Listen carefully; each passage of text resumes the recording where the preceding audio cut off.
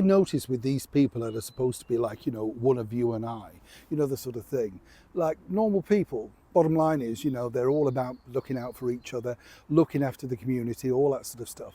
And the minute that they get into power, they literally go potty, literally power crazy. I remember many years ago meeting the Speaker of the House of Commons, Betty Boothroyd, a northern lass from Dewsbury and a former Tiller girl, very straight talking, very straight down the line, and of course was in that particular role when the titans of government were literally around, the sort of thing, the Margaret Thatchers and all of that sort of, they were just real politicians at that point. Now, of course, we've got a bunch of politicians that literally are there as what they call career opportunists, it's as simple as that.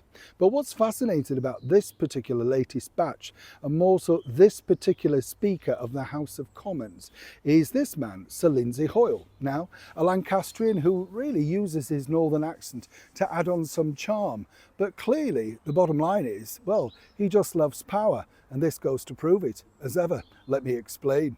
Morning, chums. Nice to see you. Thank you so much for your time today. It's a strange thing, as many people know, I'm around and about the Houses of Parliament on many, many days. And you do see this, particularly those that haven't been elected, then suddenly get in power. I remember sort of dealing with one woman a while back now, education minister. Oh, she couldn't wait to tell me she'd got her own ministerial car and, she had to have a hairdresser. I mean, you just kind of think, hang on, love, your job is to do the Minister for the Education.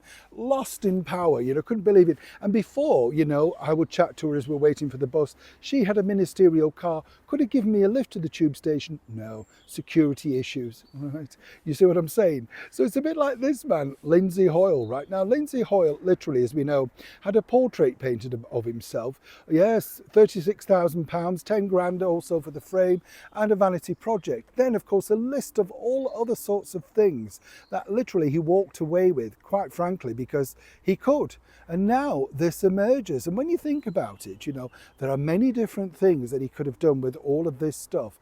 But no, it doesn't suit them. But what they love is the power. Lindsay Hoyle, the Speaker of the House of Commons, has kept almost 300 gifts over the last 4 years, including dozens of bottles of alcohol, hampers, ties, cufflinks, chocolates in his declaration show.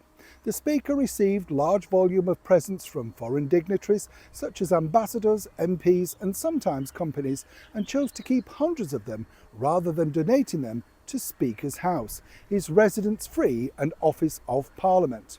The list, voluntarily declared by the Speaker, includes about 80 bottles of alcohol such as wine, champagne, whiskey, rum and other spirits since 2021. Plus, other items retained by the Speaker include 26 ties, cufflinks, skincare sets sent to him by Korean diplomats, books, drinking glasses, presents for his pets, a rug, pictures and decorative ornaments. The thing is, should he be keeping them all? Thank you so much for taking the time out to join me on this particular segment. Now tell me, what do you think? Should he donate all of those things to charity? Should he make a public stance about it? Should he even accept all of these free gifts? I'd love to know really what you think, because look, if we were all in that position, I'm sure we'd all feel the same. You can't quite believe the things you're being offered, but is it right to take them when so many others are struggling? And quite frankly, the man literally just loves any single particular freebie coming his way. Never second class for our Lindsay, first all the way. Neil Sean, Kensington, London.